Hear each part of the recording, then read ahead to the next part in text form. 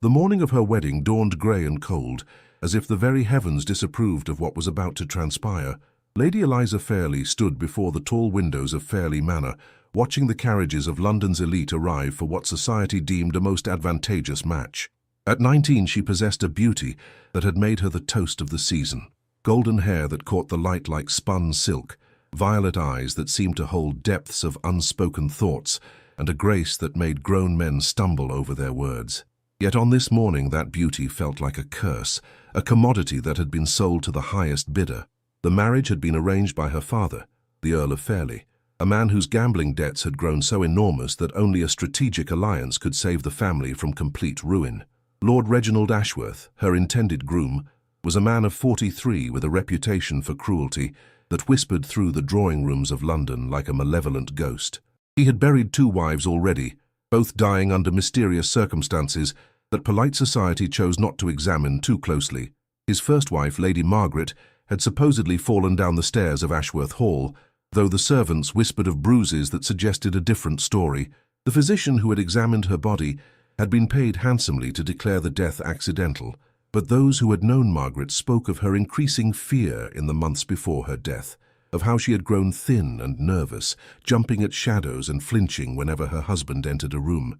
His second wife, the young and vivacious Lady Catherine, had wasted away from what the physicians called a mysterious ailment, though those close to the family spoke of her increasing fear and the way she had begun to refuse food, claiming it tasted strange. She had died after only 18 months of marriage, her once bright spirit completely broken by whatever horrors she had endured as Ashworth's wife. But Lord Ashworth was wealthy beyond measure, titled, and willing to pay handsomely for a young, beautiful bride who would provide him with the heir his previous wives had failed to deliver. The Earl of Fairley, desperate to escape the crushing weight of his debts, had seen this marriage as the only solution to his family's financial crisis. The Earl's gambling addiction had begun innocuously enough, with small wagers at his gentleman's club and occasional visits to the horse races. But over the years, it had grown into an all-consuming obsession that had devoured the family's fortune piece by piece. He had mortgaged the estate, sold family heirlooms, and borrowed against future income until there was nothing left but debt and desperation. The final blow had come when he had attempted to recoup his losses with one massive bet, wagering everything on a horse race that he was certain would restore his fortunes. Instead, it had sealed his doom, leaving him owing £50,000 to men who were not known for their patience or mercy. Eliza had pleaded with her father, had thrown herself at his feet and begged him to reconsider. She had offered to become a governess, to find employment that might help ease their financial burden. She had even suggested selling her mother's jewelry, the family portraits, anything that might bring in enough money to stave off their creditors. But the Earl had been unmoved, his face hard with the desperation of a man who saw no other way out of his predicament. "You will marry Lord Ashworth," he had declared with finality, his voice echoing through the library where he had summoned her to inform her of his decision. "The contracts are signed, the settlements agreed upon. Your feelings in this matter are irrelevant. You are a Fairley, and you will do your duty to this family just as generations of Fairley women have done before you." The weeks leading up to the wedding had been a nightmare of preparation and pretense. Eliza had been forced to smile and accept congratulations from society matrons who knew perfectly well the true nature of the arrangement. She had endured fittings for her trousseau, had listened to her stepmother's advice about wifely duties, and had tried to prepare herself mentally for a life of fear and submission. Her stepmother, Lady Margaret Fairley, was a cold woman who had married the Earl for his title and had never shown any maternal affection toward Eliza. She viewed the marriage to Lord Ashworth as a necessary sacrifice, one that would restore the family's fortunes and secure their place in society. "You must understand, Eliza," Lady Margaret had said during one of their conversations about the upcoming wedding, her voice as cold as winter frost, "that marriage among our class is not about personal happiness. It is about duty, alliance, and the continuation of bloodlines. Your romantic notions are childish and inappropriate. Lord Ashworth is offering us salvation, and you should be grateful for his interest." But Eliza could not feel grateful. She had met Lord Ashworth on several occasions during their brief courtship, and each encounter had filled her with increasing dread. He was a man who enjoyed exercising power over those weaker than himself, who took pleasure in subtle cruelties and psychological intimidation. During their chaperoned visits, he had made it clear that he expected absolute obedience from his wife. that he would tolerate no independence or willfulness. "My dear Eliza," he had said during one particularly uncomfortable afternoon visit, his pale eyes studying her with the intensity of a predator examining its prey, "I trust you understand what will be expected of you as my wife. I am a man of particular habits and preferences, and I require a wife who will accommodate herself to my wishes without question or complaint." The implied threat in his words had made Eliza's blood run cold, but she had been forced to nod and smile to play the part of the grateful bride-to-be, while her heart screamed in protest. She had noticed how the servants at Ashworth Hall seemed to shrink away from their master, how they kept their eyes downcast and spoke only when spoken to. She had seen the fear in their faces, and understood that this would be her fate as well. During one visit, she had been walking in the gardens when she had come upon a young maid who was crying behind the rose bushes. When Eliza had asked what was wrong, the girl had looked terrified and begged her not to tell Lord Ashworth that she had been seen weeping. "Please, my lady," the girl had whispered, her eyes wide with fear, "don't tell his lordship you saw me like this. He doesn't like it when we show our feelings. Last week, he dismissed Mary just for smiling too much. Said it was inappropriate for servants to display such levity. The incident had given Eliza a chilling glimpse into the kind of household she would be entering, where even the servants lived, in constant fear of their master's displeasure. Now, as her maid fastened the buttons on her wedding gown, a creation of ivory, silk and Brussels lace that had cost more than most families saw in a year, Eliza felt as though she were dressing for her own funeral. The gown was beautiful, she had to admit, with its fitted bodice that emphasized her slender waist, its flowing skirt that rustled with every movement, and its delicate embroidery that caught the light like captured stars. The veil was a family heirloom, worn by generations of Fairleigh brides, its ancient lace telling stories of marriages that had been arranged for politics and property rather than love. The irony was not lost on her that this beautiful gown, which should have been the symbol of the happiest day of her life, instead felt like a shroud. She had dreamed of her wedding day since childhood, had imagined walking down the aisle toward a man who loved her, surrounded by friends and family who were genuinely celebrating her happiness. Instead, she was preparing to bind herself to a man she feared and despised, while society looked on with calculating eyes, measuring the worth of the transaction rather than celebrating love. "You look lovely, my lady," whispered Sarah, her maid, though there were tears in the older woman's eyes. Sarah had been with the family since Eliza was a child, and she knew better than anyone what this marriage meant for her young mistress. She had watched Eliza grow from a bright, curious child into a beautiful young woman, and it broke her heart to see her forced into such a union. Sarah remembered the little girl who had once brought injured birds to the kitchen to be nursed back to health, who had shared her sweets with the servants' children, who had read stories to the elderly gardener when his eyesight began to fail. That compassionate, spirited child was still there beneath the resigned facade, but she was being crushed by the weight of duty and expectation. "Thank you, Sarah," Eliza replied softly, her voice barely audible above the sounds of preparation that filled the manor. "I suppose it doesn't matter how I look. Lord Ashworth isn't marrying me for my beauty. He's marrying me for my bloodline and my father's debts." Sarah's face crumpled with sympathy, but she knew better than to speak against the marriage openly. Servants who interfered in family matters found themselves without employment, and Sarah had nowhere else to go. But she couldn't help remembering the little girl who had once asked her if all marriages were like her parents, cold, distant, and devoid of affection. "Will I be happy when I'm married, Sarah?" 6-year-old Eliza had asked after witnessing one of her parents' rare but heated arguments. "I hope so, little one," Sarah had replied, though even then she had feared that Eliza's fate would be no different from that of countless other noble daughters sacrificed on the altar of family ambition. The ceremony was to take place in the grand ballroom of Fairleigh Manor, transformed for the occasion into something resembling a chapel. The room had been decorated with white roses and lilies, their sweet fragrance filling the air with an almost cloying perfume.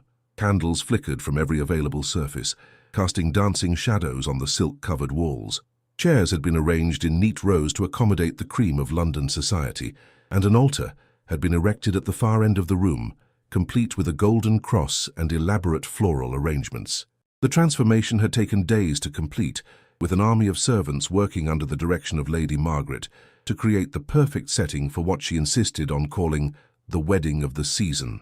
No expense had been spared, despite the family's financial difficulties. The flowers alone had cost more than most people earned in a month, but appearances had to be maintained. Society must not suspect the desperation that lay behind this elaborate display. It was to be the wedding of the season, a spectacle that would be talked about for months to come. The guest list read like a who's who of English nobility. Dukes and duchesses, earls and countesses, members of parliament and their wives, all come to witness what they believed would be a triumph of strategic marriage-making. But as Eliza made her way downstairs, her hand trembling on the banister, she felt none of the joy that should accompany such an occasion. Instead, she felt like a lamb being led to slaughter, her fate sealed by forces beyond her control. The sound of her silk slippers on the marble stairs seemed to echo like a funeral march, each step bringing her closer to a destiny she had never chosen. The guests had already assembled, their faces a blur of silk and jewels, feathers and finery.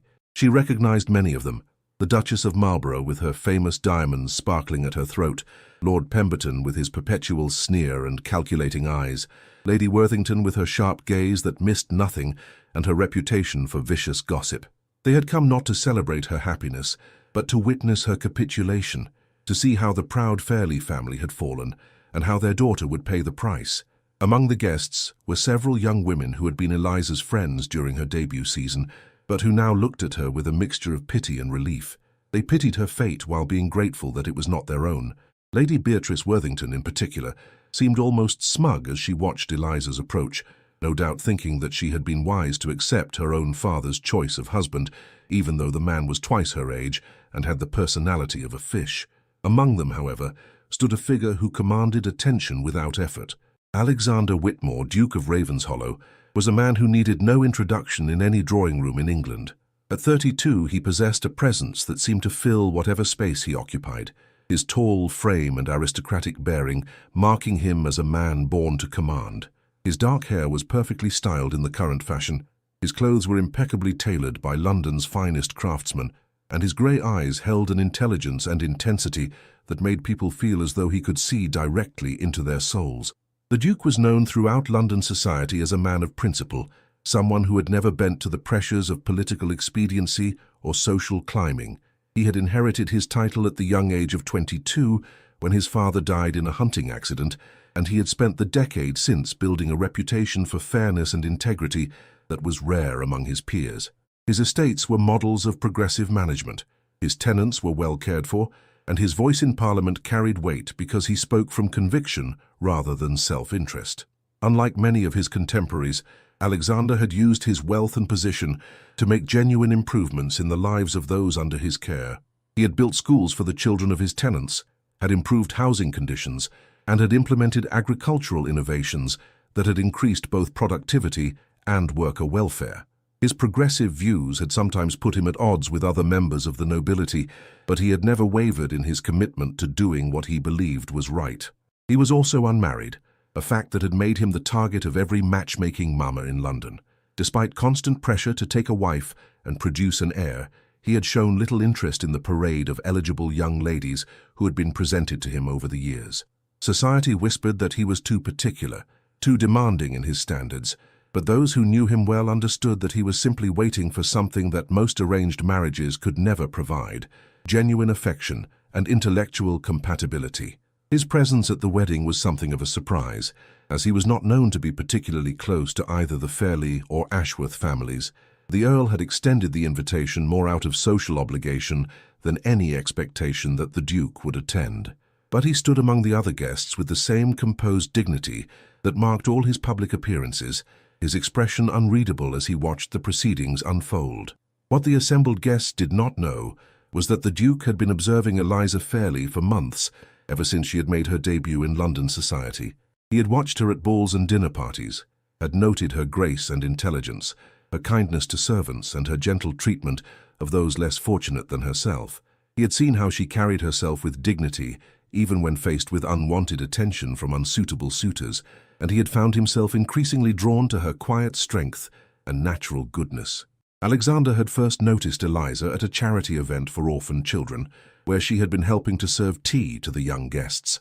While other young ladies of her station had participated reluctantly, viewing the event as a tedious social obligation, Eliza had thrown herself into the work with genuine enthusiasm. He had watched her kneel down to speak with a shy little girl, had seen her face light up with genuine joy when she made the child laugh, and had been struck by her natural compassion and lack of artifice. Later that same evening, he had overheard her speaking with the organizer of the event about ways to improve the children's living conditions. Her suggestions had been thoughtful and practical, showing a depth of understanding about the real challenges facing the poor that was rare among the privileged classes. "Perhaps we could establish a small fund for medical care," she had suggested. "I've noticed that many of the children seem to suffer from ailments that could be easily treated if they had access to proper physicians." It was this combination of beauty, intelligence, and genuine compassion that had first captured Alexander's attention. In a world where most young women of his acquaintance seemed to care only for fashion, gossip, and making advantageous marriages, Eliza stood out like a beacon of authenticity. Alexander had also been aware of the financial difficulties facing the Fairley family, and he had watched with growing concern as rumors circulated about Eliza's engagement to Lord Ashworth. He knew Ashworth's reputation, had heard the whispered stories about his previous wives, and the thought of such a gentle, innocent young woman being sacrificed to such a man filled him with a rage that he struggled to contain. He had considered intervening earlier, perhaps approaching the Earl with an offer to help resolve the family's financial difficulties in exchange for calling off the engagement, but he had hesitated, uncertain of his own motivations and unwilling to presume that his interference would be welcome. Now, as he watched Eliza prepare to bind herself to a man who would almost certainly destroy her spirit if not her life, he regretted his earlier hesitation. As Eliza entered the ballroom on her father's arm, a hush fell over the assembled guests. She moved with the grace that had been drilled into her from childhood, her head held high despite the turmoil in her heart. But those who knew her well could see the subtle signs of her distress, the slight tremor in her hands, the way her eyes remained fixed on some distant point rather than meeting the gazes of the wedding guests, the pallor of her complexion that even the finest cosmetics could not entirely disguise. The Earl of Fairley walked beside his daughter with a mixture of relief and guilt written across his features. He was a man who had once been handsome and charming, but years of gambling and drinking had taken their toll.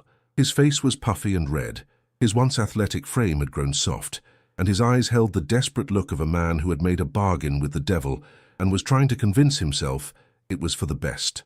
As they walked down the makeshift aisle, the Earl couldn't help but remember Eliza as a child, bright and curious and full of life. He remembered teaching her to ride, watching her face light up with joy as she mastered each new skill. He remembered her laughter echoing through the halls of the manor, her endless questions about everything from astronomy to ancient history, her fierce protectiveness toward any creature she perceived as vulnerable or helpless. Now he was delivering that same bright, compassionate child into the hands of a man he knew to be cruel and dangerous. The guilt was almost unbearable, but the alternative, financial ruin and social disgrace, seemed even worse. He told himself that Eliza would adapt, that she would find ways to be happy even in difficult circumstances. But deep in his heart, he knew he was sacrificing his daughter's well-being for his own salvation. Lord Ashworth stood at the makeshift altar, resplendent in his wedding finery, but unable to disguise the cruel satisfaction in his pale eyes. He was a man who collected beautiful things, art, horses, women, and Eliza would be his greatest acquisition. He had paid handsomely for the privilege of making her his wife, and he intended to enjoy every moment of his ownership. His previous wives had learned to fear him, and he looked forward to teaching this spirited young beauty the same lessons in submission and obedience. Ashworth's satisfaction was complete as he watched his bride approach. She was even more beautiful than he had remembered, her golden hair catching the candlelight, her violet eyes wide with what he chose to interpret as maidenly nervousness rather than fear. Soon she would be his to command, to mold according to his wishes, to break if necessary. The thought sent a thrill of anticipation through him. The ceremony began with all the pomp and circumstance that society demanded. The minister, a nervous man named Reverend Thornbury, who had been handsomely paid to overlook any irregularities in the proceedings, began the traditional words that would bind Eliza to a life she had never chosen. His voice trembled slightly as he spoke. Whether from nerves or from his own discomfort with the situation, no one could say. Reverend Thornbury had known the Fairley family for years, had baptized Eliza as an infant, and watched her grow into a young woman of remarkable character and intelligence. He had been deeply troubled when approached about performing this marriage, sensing the coercion that lay beneath the surface of the arrangement, but his own position was precarious. He depended on the patronage of wealthy families like the Fairleys for his living, and he could not afford to refuse such a request. Dearly beloved, we are gathered here today in the sight of God and these witnesses to join together this man and this woman in holy matrimony, which is an honorable estate, instituted by God, signifying unto us the mystical union between Christ and his church. Eliza felt the words wash over her like a tide of inevitability. She had rehearsed this moment in her mind 1,000 times, had prepared herself to speak the vows that would seal her fate. She would say the words because she had no choice, because her family's honor and survival depended upon it. She would become Lady Ashworth and accept whatever horrors that title might bring. The minister continued with the traditional ceremony, his voice growing stronger as he warmed to his task.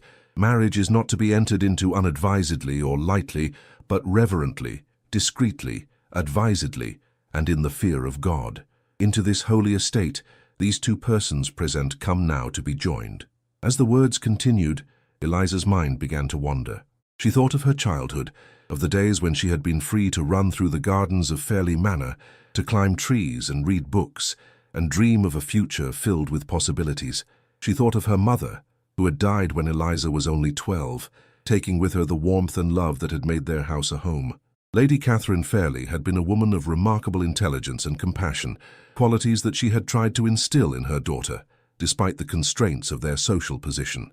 She had been the one to encourage Eliza's love of reading, to support her interest in charitable work, to teach her that true nobility came from character rather than birth. "Remember, my darling," she had said during one of their last conversations before her illness took her, "that you have the power to choose what kind of person you want to be. Society may try to dictate your path, but your heart and your conscience belong to you alone." Eliza had treasured those words, had carried them with her through the difficult years that followed her mother's death. But now, as she stood at the altar preparing to marry a man she feared and despised, those words felt like a cruel mockery. What choice did she really have? What power did she possess when her father could sell her like a piece of property to pay his debts? She thought of all the things she would never experience. The joy of being courted by a man who truly cared for her, the excitement of falling in love, the happiness of building a life with someone who valued her thoughts and opinions. She thought of the children she might have had with a loving husband, children who would grow up in a home filled with warmth and affection rather than fear and cruelty. But as the minister reached the crucial moment, as he asked if there were any who objected to this union, something extraordinary happened. "I object." The words rang out clear and strong, cutting through the ceremonial atmosphere like a blade through silk. Every head turned, every eye sought the source of this unprecedented interruption. And there, standing tall among the wedding guests, was the Duke of Ravenshollow. A collective gasp rose from the assembled crowd, the sound echoing through the ballroom like a wave breaking against the shore. In all the annals of London society, no one could remember such a dramatic interruption of a wedding ceremony, especially not by someone of the Duke's standing. The very air seemed to vibrate with shock and scandal as Alexander Whitmore stepped forward, his grey eyes fixed not on the outraged groom or the stunned father, but on Eliza herself.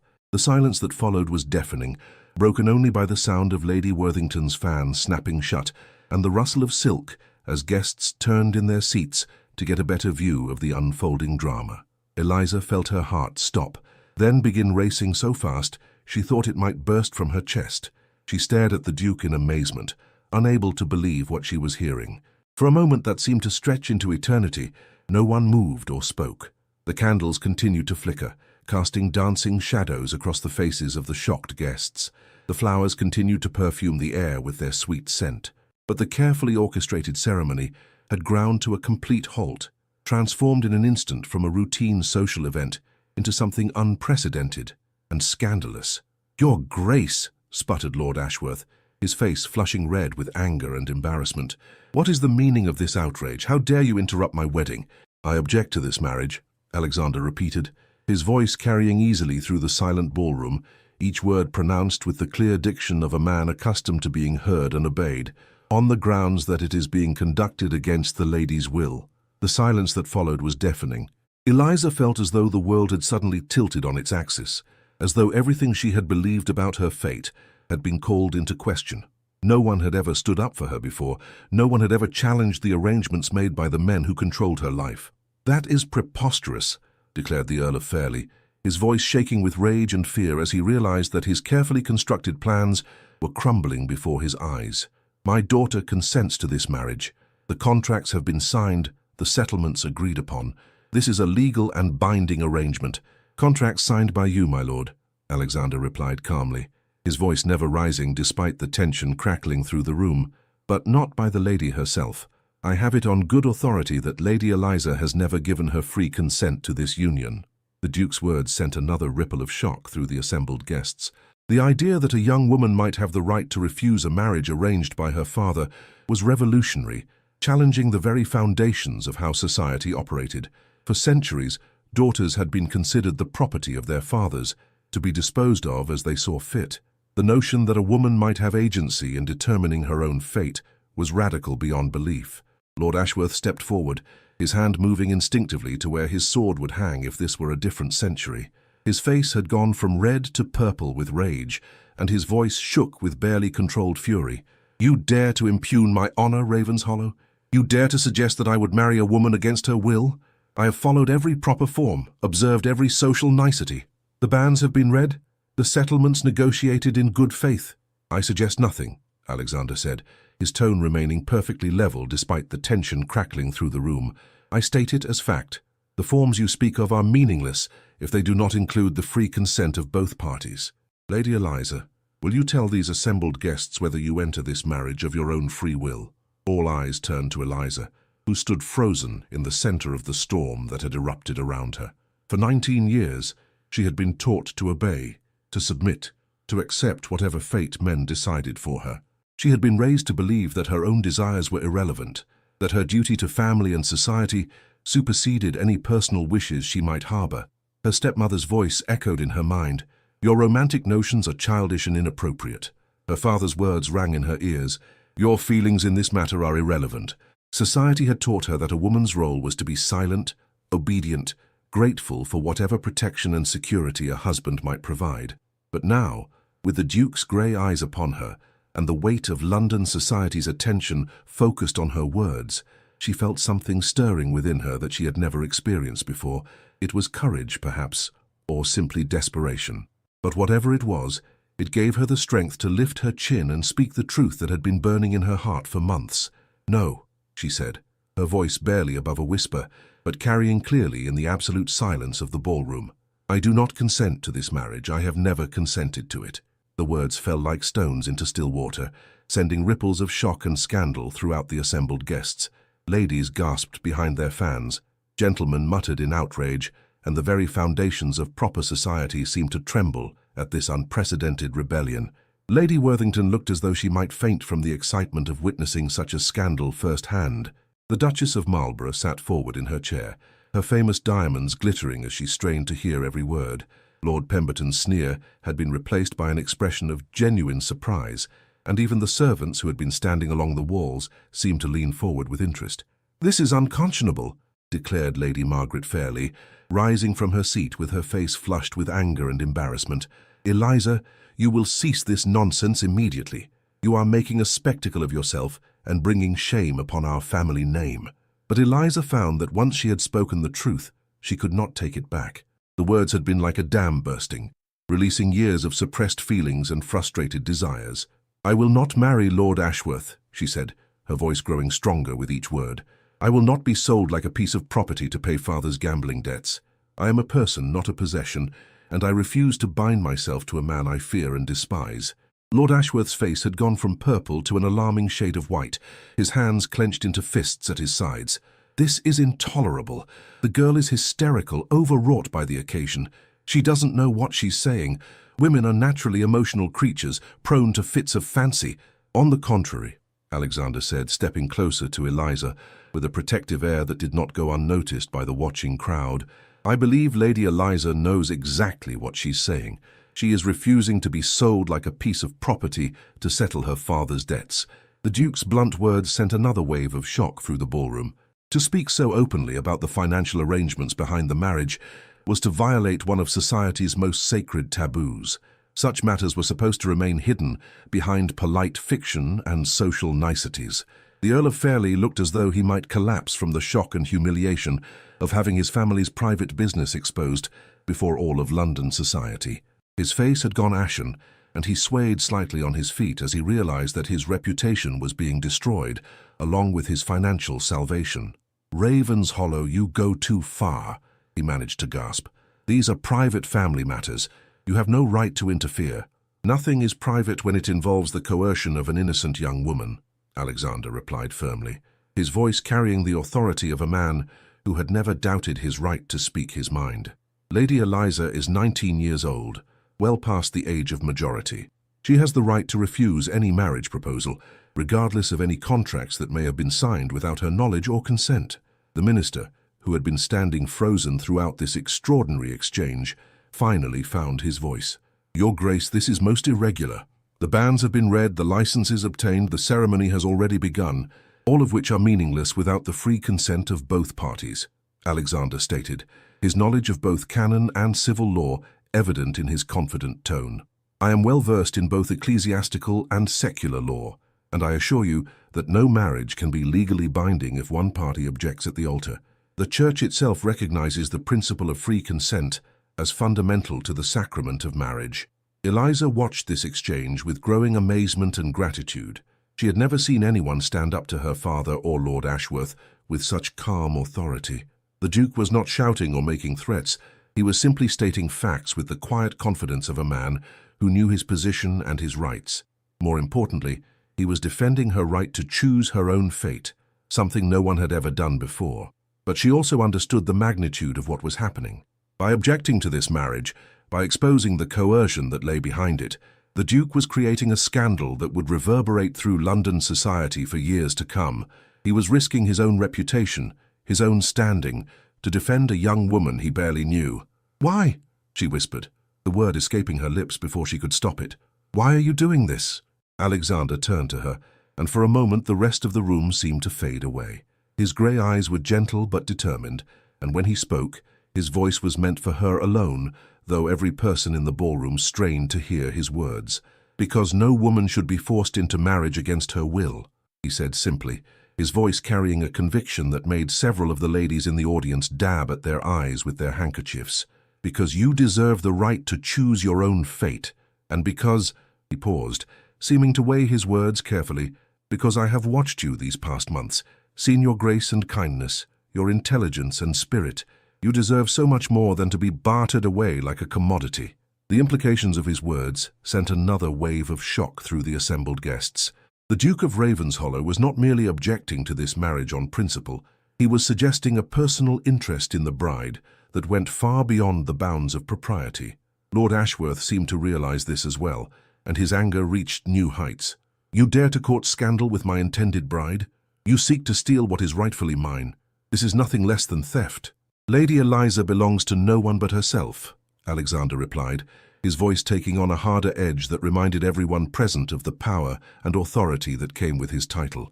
"She is not property to be owned or stolen. She is a human being with the right to determine her own future." "This is madness," declared the Earl of Fairlie, his voice cracking with desperation. "Eliza, you will proceed with this ceremony at once. I will not have our family's honor destroyed by your foolish rebellion. Think of what you're doing to our name, to our reputation." But Eliza found that the courage the Duke had awakened in her was growing stronger with each passing moment. For the first time in her life she had an ally, someone who believed she had the right to choose her own path, and with that support, she discovered reserves of strength she had never known she possessed. "No, father," she said, her voice growing stronger and more confident with each word. "I will not marry Lord Ashworth. I will not be sold to pay your debts. I am a person, not a possession, and I choose to refuse this marriage." The ballroom erupted into chaos. Ladies were fainting into their chairs, gentlemen were shouting over one another, and the carefully orchestrated ceremony had dissolved into complete pandemonium. Fans fluttered like butterfly wings as the ladies tried to cool themselves. Voices rose in excited chatter, and the sound of chairs scraping against the floor filled the air as guests stood to get a better view of the unfolding drama. But through it all, Alexander remained calm and composed, his presence a steady anchor in the storm of scandal and outrage.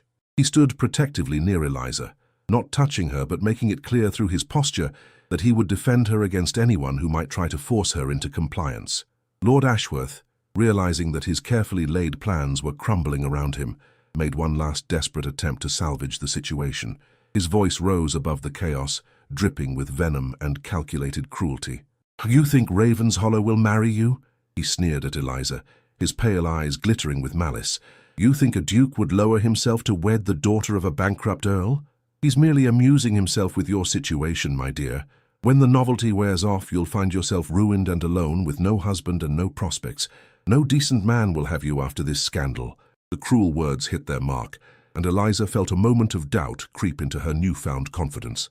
Was Lord Ashworth right?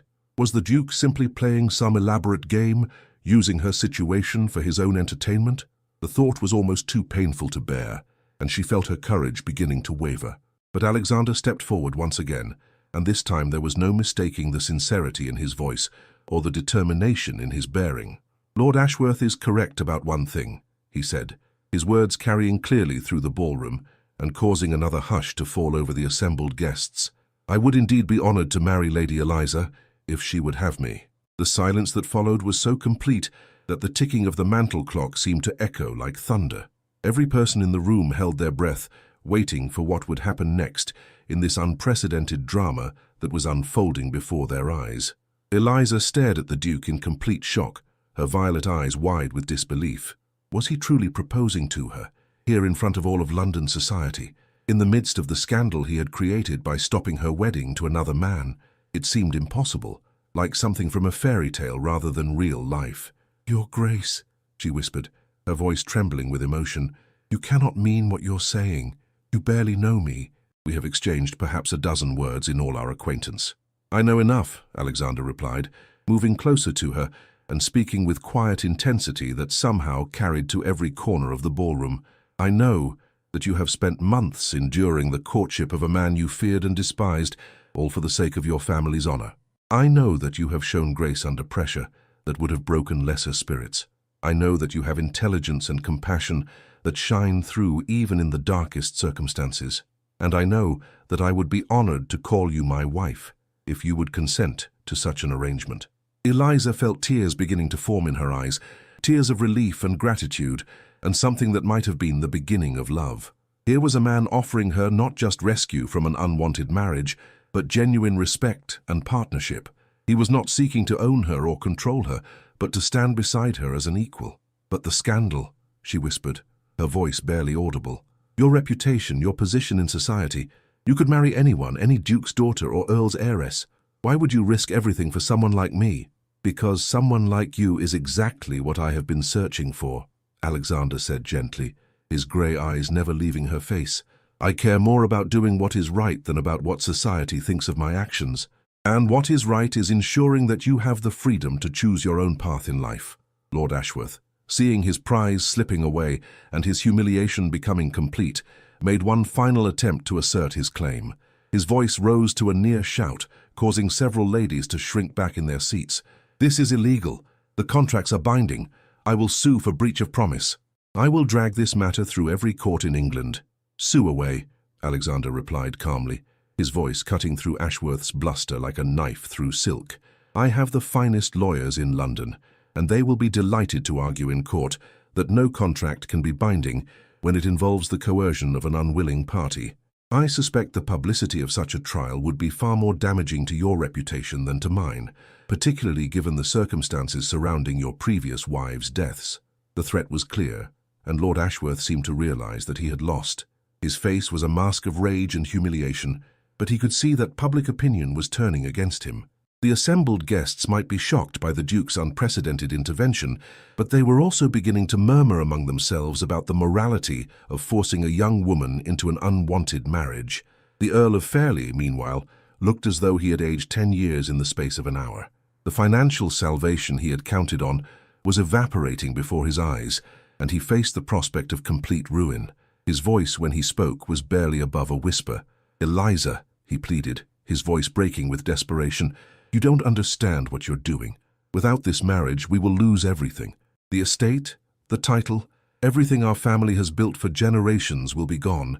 We will be penniless, homeless, disgraced." Eliza felt her heart breaking for her father, despite everything he had put her through. She loved him, even though she could not forgive him for trying to sell her to pay his debts. But she also understood that she could not sacrifice her entire life to save him from the consequences of his own poor choices. "I'm sorry, Father," she said softly, her voice filled with genuine regret. "But I cannot marry a man I fear and despise, even to save the family fortune. There must be another way." Alexander, who had been listening to this exchange with growing understanding of the family's situation, stepped forward once again. His voice was thoughtful, as though he were working through a complex problem. "Perhaps there is another way," he said slowly. "Lord Fairley, what exactly is the extent of your debts? The Earl looked embarrassed to discuss such private matters in public, but he was desperate enough to grasp at any straw. His voice was barely audible as he admitted the shameful truth. "Approximately £50,000, he said reluctantly, his face flushing with humiliation. A murmur ran through the crowd at this staggering sum. £50,000 was more than most noble families saw in a decade, a debt so enormous that it seemed impossible to repay. It was a fortune that could buy estates, fund armies, or support entire communities for years. But Alexander merely nodded, as if such sums were of little consequence to him. "I see. And Lord Ashworth, what settlement were you prepared to make to clear these debts?" Lord Ashworth glared at the Duke with undisguised hatred, but he was trapped by his own earlier boasts about his wealth. £60,000, he ground out through clenched teeth. "Then I shall make the same offer," Alexander said calmly, his words causing another wave of gasps throughout the ballroom. "I will pay Lord Fairley's debts in full, with no expectation of repayment, as a wedding gift to my bride." The gasps that arose from the assembled guests were audible throughout the ballroom. The Duke was not merely proposing to marry Eliza, he was offering to pay an enormous sum to free her family from their financial difficulties. It was an act of generosity so unprecedented that it left everyone speechless. Eliza stared at him in amazement, her mind reeling from the magnitude of his offer. "Your Grace, you cannot. That is far too much. I could never accept such a sacrifice." "It is not a sacrifice," Alexander said gently, his voice filled with warmth and sincerity. "It is an investment in our future happiness. I have more wealth than I could spend in 10 lifetimes, and I can think of no better use for it than ensuring that the woman I hope to marry is free from the burdens that have been placed upon her." The Earl of Fairley looked as though he could hardly believe what he was hearing. Financial salvation was being offered to him by the very man who had destroyed his carefully laid plans. It was ironic, but he was in no position to refuse such an offer. "Your Grace," he said slowly, his voice trembling with emotion, "if you are serious about this proposal—" "I am completely serious," Alexander replied, his grey eyes never leaving Eliza's face.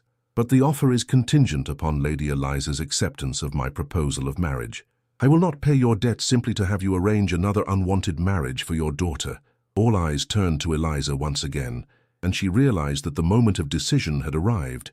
She could accept the Duke's proposal and find herself married to a man she barely knew, though one who had shown her more respect and kindness in the past hour than she had received in her entire life. Or she could refuse and face an uncertain future, knowing that her family would be ruined and that she would likely never receive another offer of marriage.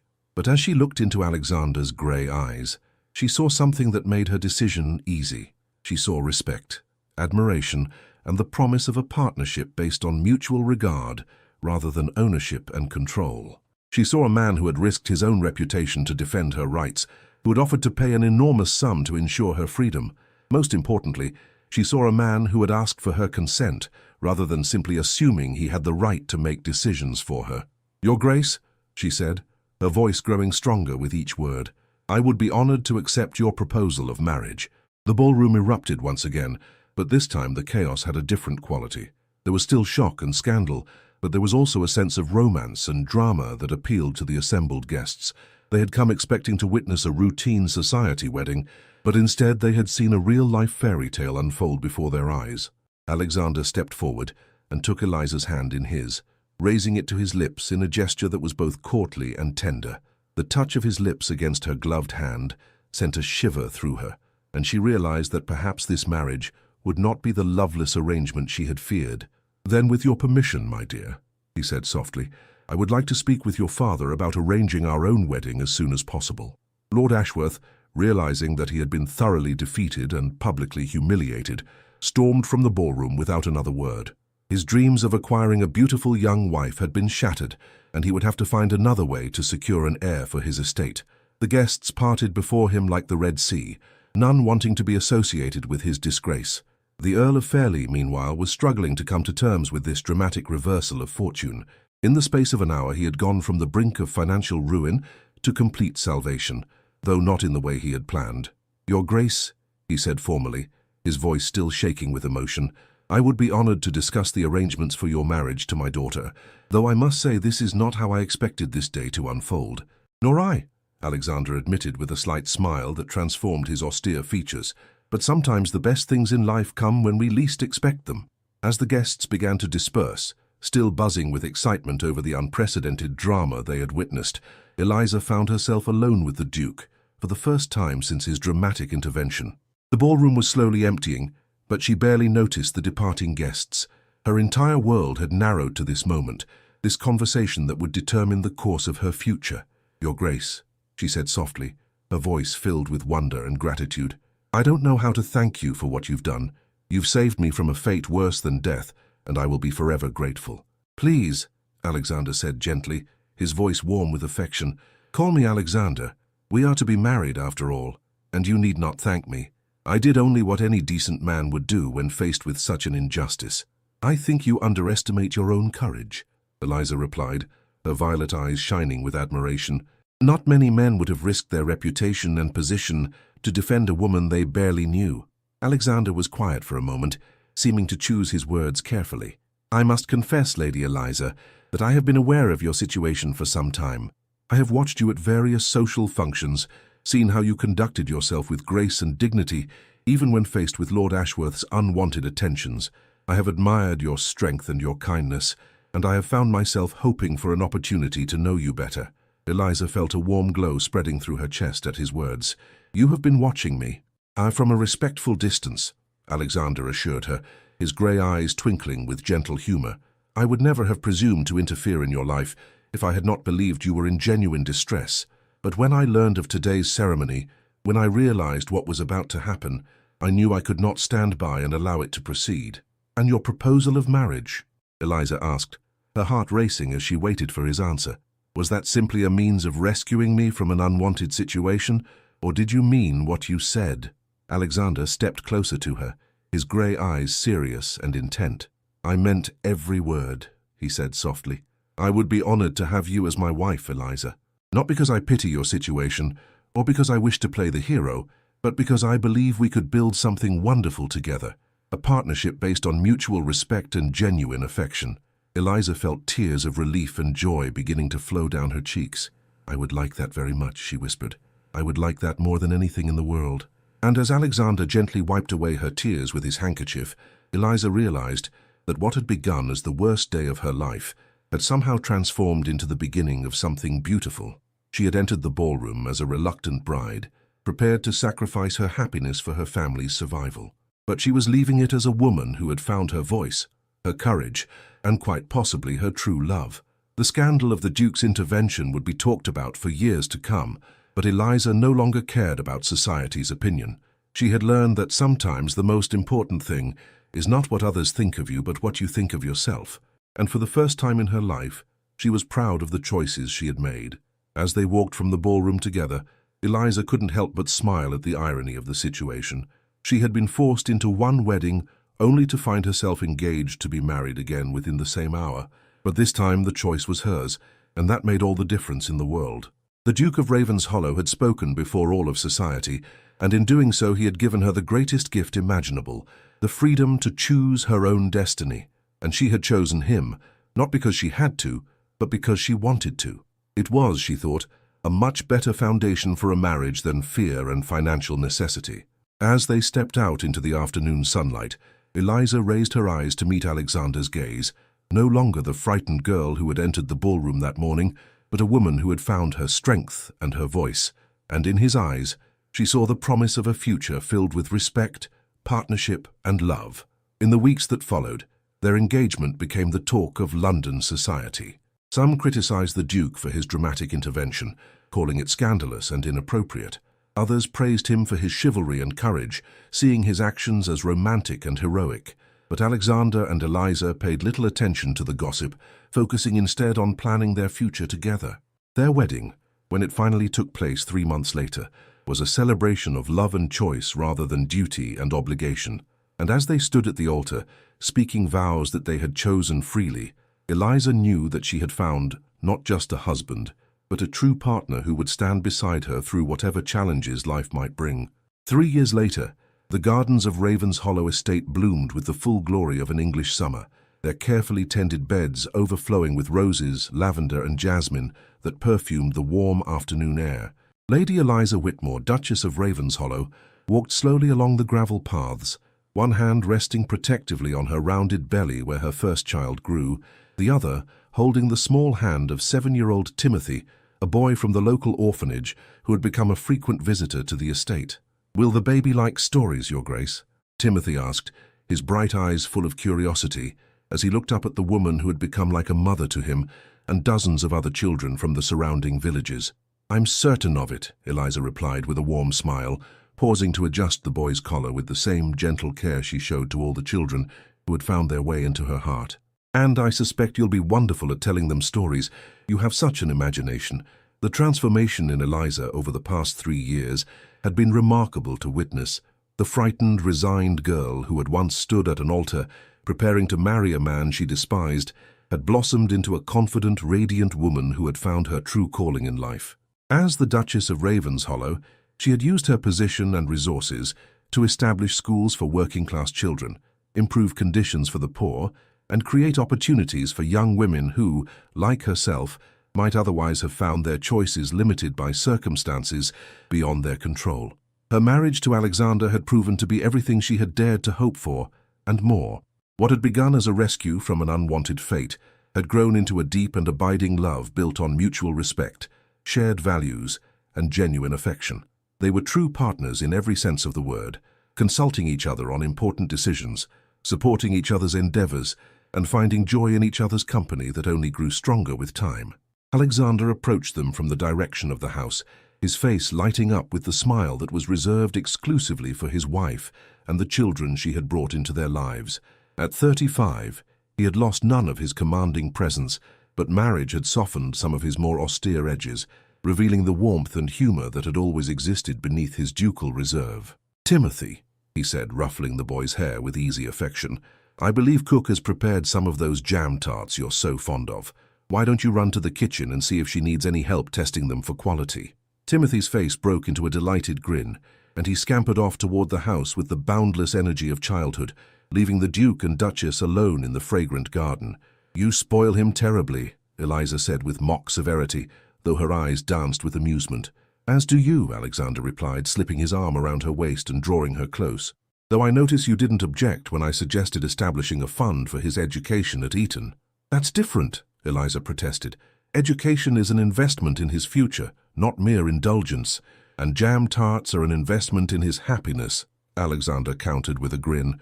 "Which is equally important, don't you think?" Eliza laughed, the sound as musical as it had been on that first day when Alexander had defended her in the lending library of Millbrook. "You're incorrigible. What will our own child think if you're this permissive?" "Our child will think that their father believes happiness and love are just as important as duty and responsibility," Alexander said, his hand moving to rest over hers on her belly. "Which is a lesson I learned from their remarkable mother." They stood together in comfortable silence for a moment, watching the play of sunlight and shadow across the gardens that had become a symbol of their new life together. These gardens, which Eliza had redesigned with the help of the estate's head gardener, were not merely decorative but served a practical purpose as well. Sections were devoted to growing herbs and vegetables that were distributed to the poor, while other areas had been converted into outdoor classrooms where local children could learn about botany and agriculture. "I received a letter from Sarah today," Eliza said, referring to her former maid who had become the headmistress of one of the schools they had established. "The enrollment has doubled again this term. We may need to consider building an addition." "Consider it done," Alexander replied without hesitation. "What about the proposal for the women's training program?" "The board approved it unanimously," Eliza said, her voice filled with satisfaction. "By autumn, we'll be able to offer training in everything from bookkeeping to dressmaking. Young women will have alternatives to domestic service or other unpalatable arrangements." The slight hesitation in her voice reminded them both of how different her own fate might have been, and Alexander tightened his embrace protectively. "You've accomplished more in 3 years than most people manage in a lifetime," he said softly. "Your father would be proud." The Earl of Fairlie had died the previous winter, his health finally succumbing to years of dissipation and the stress of his financial difficulties. But his final months had been peaceful ones, spent at Ravens Hollow, where he had been able to witness his daughter's happiness and find some measure of redemption in supporting her charitable work. His last words to Eliza had been an apology for the pain he had caused her, and a blessing on the marriage that had saved them all. "I hope so," Eliza said quietly. "I think he finally understood that there are more important things than social position and financial security." "Speaking of which," Alexander said, his tone becoming more serious, "I had an interesting conversation with Lord Pemberton yesterday. It seems Lord Ashworth has finally found himself a third wife." Eliza felt a chill run down her spine at the mention of her former intended husband. "Some poor girl?" "A widow, actually. Lady Margaret Thornfield. Recently returned from India after her first husband's death. Apparently she's quite capable of taking care of herself." "I pray she knows what she's getting into," Eliza said, though she couldn't help feeling a sense of relief that Ashworth had found someone else to torment. "From what I understand, Lady Margaret is not the sort of woman to be easily intimidated," Alexander said with a slight smile. "She spent 10 years managing a tea plantation in Bengal. I suspect Lord Ashworth may have met his match." They were interrupted by the sound of carriage wheels on the gravel drive, and Alexander frowned slightly as he recognized the vehicle approaching the house. "Were we expecting visitors?" he asked. "Not that I recall," Eliza replied, but her expression brightened as she saw who was alighting from the carriage. "Oh, it's Lady Beatrice. How wonderful." Lady Beatrice Worthington, now Lady Beatrice Ashford after her marriage to a kind country gentleman, had become one of Eliza's closest friends in the years since the infamous wedding interruption. Her own marriage, while not as dramatically romantic as Eliza's, had proven to be a happy one based on genuine affection and shared interests. "Eliza!" Beatrice called out as she hurried across the lawn, her face glowing with excitement. "I hope you don't mind the unexpected visit, but I simply had to tell you the news in person." "What news?" Eliza asked, embracing her friend warmly. "Parliament has passed the Married Women's Property Act," Beatrice announced breathlessly. "Women will finally have legal rights to their own property and earnings. Your husband's speeches in the House of Lords were instrumental in swaying the vote." Eliza turned to Alexander with shining eyes, knowing how hard he had worked to support legislation that would protect women from the kind of financial manipulation she had experienced. "You didn't tell me the vote had been taken," she said. "I wanted to be certain before I raised your hopes," Alexander replied, but his own satisfaction was evident. "This is just the beginning, of course. There's still much work to be done. But it's a start," Eliza said, her voice filled with emotion. "Other young women won't have to face what I faced. They'll have legal protections, alternatives, choices. Thanks in large part to your advocacy," Beatrice said. "The testimonials you provided about the effects of financial coercion were powerful evidence in support of the legislation." As they walked back toward the house together, Eliza reflected on the strange turns her life had taken. 3 years ago, she had been a powerless young woman, trapped by circumstances and social conventions that seemed immutable. Now she was in a position to help change those very conventions, to ensure that future generations of women would have more options and greater protections. The baby stirred in her womb, as if responding to her thoughts, and Eliza smiled as she imagined the world her child would inherit. It would not be perfect. There would still be injustices to fight, inequalities to address, and prejudices to overcome. But it would be a world where a woman's voice could be heard, where her choices mattered, where love and respect could triumph over duty and convention. "What are you thinking about?" Alexander asked, noticing her contemplative expression. "About choices," Eliza replied, taking his hand as they climbed the steps to their home. "About how one moment of courage can change everything. About how speaking the truth, even when it's difficult, can transform not just our own lives but the lives of others." "Any regrets?" he asked, though his tone suggested he already knew the answer. "Only one," Eliza said with a mischievous smile. "I regret that it took so long for you to speak up. We could have been this happy 3 years sooner." Alexander laughed, the sound echoing across the gardens where their children played, and their dreams took root. "Then I suppose I'll have to make up for lost time." "I suppose you will," Eliza agreed, rising on her tiptoes to kiss the man who had given her the greatest gift of all, the freedom to choose her own destiny and the courage to use her voice for those who had not yet found theirs. As the sun set over Ravens Hollow, painting the sky in shades of gold and crimson, the Duke and Duchess stood together on the threshold of their home, surrounded by the love they had built and the legacy they were creating. It had begun with a single moment of courage, a voice raised in objection to injustice, and it would continue for generations to come, a testament to the power of love, the importance of choice, and the courage to speak truth in the face of convention. The girl who had once lowered her eyes in submission had become a woman who looked the world straight in the face, unafraid and unashamed. And the man who had spoken before all of society had found in her not just a wife, but a true partner in the work of making the world a better place for all who would come after them. Their story would be told for years to come, not just as a tale of romantic rescue, but as an example of what could be accomplished when two people chose love over convention, courage over comfort, and truth over the easy silence of submission. It was, in every sense, a love story worthy of the telling. If this tale of courage, scandal, and unexpected love has captured your heart, please give this video a like and subscribe to our channel for more captivating historical romances. Share your thoughts in the comments below. What did you think of the Duke's dramatic intervention? Would you have had the courage to speak up as Eliza did? Your engagement helps us continue bringing you stories where love triumphs over convention and where standing up for what's right can change everything. Thank you for joining us in this tale of a woman who found her voice and a man who gave her the freedom to use it. And until our next romantic adventure unfolds, remember that sometimes the most important moment in our lives comes when we choose to speak our truth, regardless of the consequences.